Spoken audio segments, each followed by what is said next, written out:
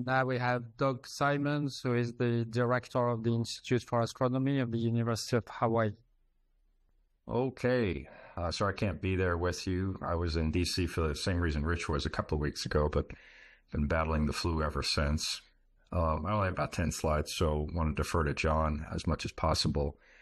And some of you recognize this picture from Jean-Charles, who starts and ends my little presentation here. I miss his photography. It is truly spectacular. It occurred to me many of you may not be familiar with the basics of the IFA in terms of how we're structured. So just a couple of slides. We have major base facilities on 3 islands. I'm based in Hilo for the most part, shuttle back and forth to Manoa weekly. I'll be there tomorrow. And roughly once a month, 6 weeks, I'm at our Maui facility, the ATRC and Pukalani.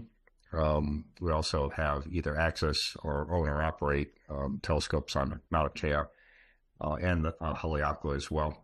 And combine about 170, 180 people between these 3 sites, with a lot of grad students, about 100 or so undergraduate students, et cetera. So lots and lots of parts in motion.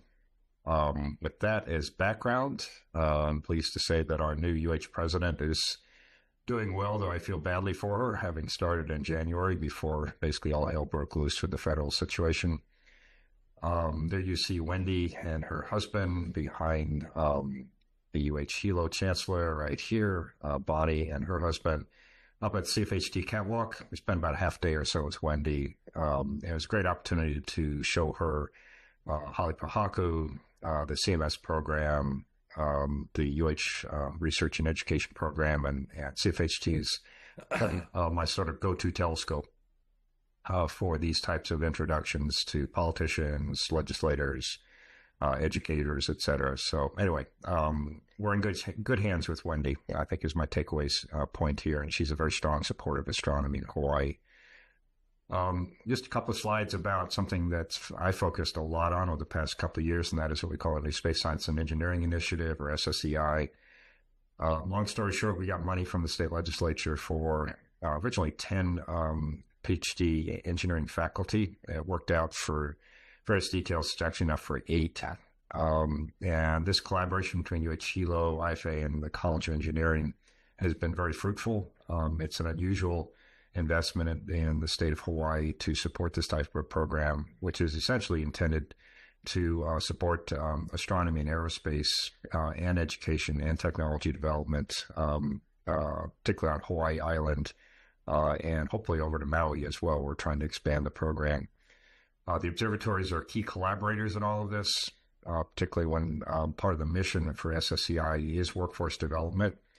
And perhaps the central means of doing that is the new engineering degree pathway program at UH Hilo. It's a 2+2 program, so students on the Big Island for the first time can go to UH Hilo for the first 2 years of their 4-year Bachelor of Science degree pathway.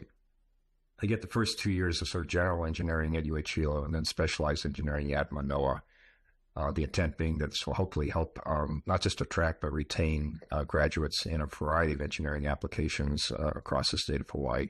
And I think Satoshi mentioned it, but there's been a lot of back and forth between UH and University of Tokyo and NAOJ over the past couple of years in particular. SSEI is really part of that whole effort. You see some pictures from our latest trip in March to Tokyo. Had a great tour of the campuses of University of Tokyo while we're there. And this basically is teeing off of a long history of collaboration between the Institute and Japanese astronomy. In fact, Satoshi and I are kind of connected at the hip. We both have a history at the Institute for Astronomy dating back over a couple of decades or so.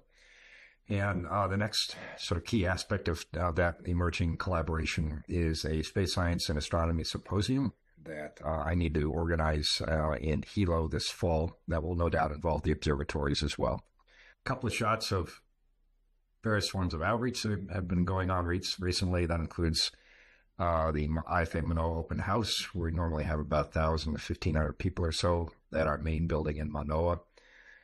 I think Leilani at Gemini organized the Merry Monarch Parade marchers from the observatories this year. Previous years it's been Carolyn Keiichi at the IFA. You see various pictures. We had about 60 or so marchers at the parade this year. It's always a great opportunity to engage the local community. We just had Astro Day at the Hilo Mall.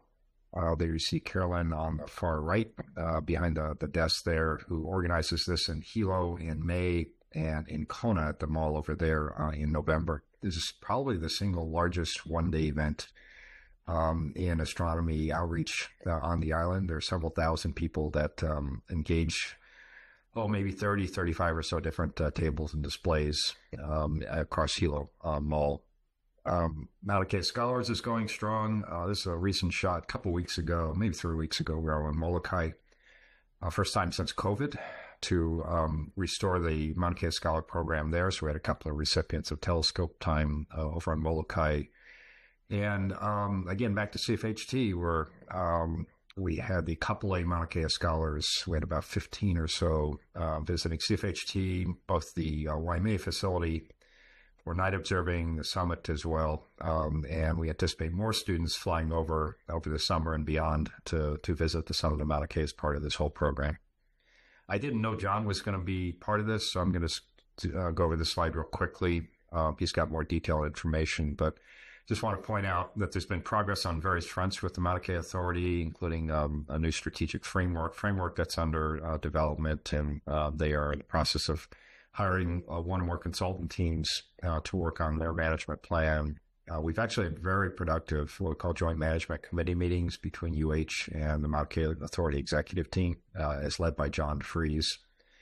There are lots and lots of working groups and permitted interaction groups, et cetera. I won't bore you with all the details, but it all represents good progress.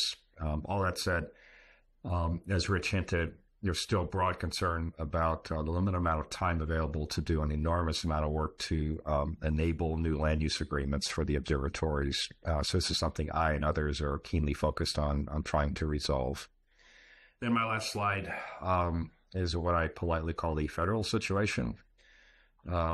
This is basically a mess, for lack of a better description. And has the potential for impacting the Institute like it does most U.S. universities in various ways. You all have heard about the proposed cuts made in education and research, including in particular reductions in indirect cost rates at universities, at NSF, National Institute of Health, et cetera. Those have basically either been paused or bogged down in lawsuits thus far. NSF's budget cut proposed by the Trump administration is roughly 50%, which would, in my opinion, require a change in mission at NSF. The NASA Science Mission Directorate is looking at comparable levels of cut. We have noticed the pace of federal grants being slowed down markedly, even with those grants that have been approved in prior months. I remind everybody the cuts that are proposed right now have not been enacted by Congress necessarily, but it's going to be kind of a slog this summer, I predict, and as we work our way through various issues. Details aside, about 2/3 of the IFA's budget is derived from NASA or NSF.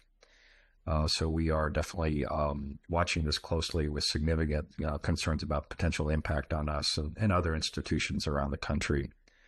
And I don't know if I think $35 million is probably the lower limit in terms of impact on grants that have been canceled or lost at the University of Hawaii. That's modest compared to a number of other U.S. universities.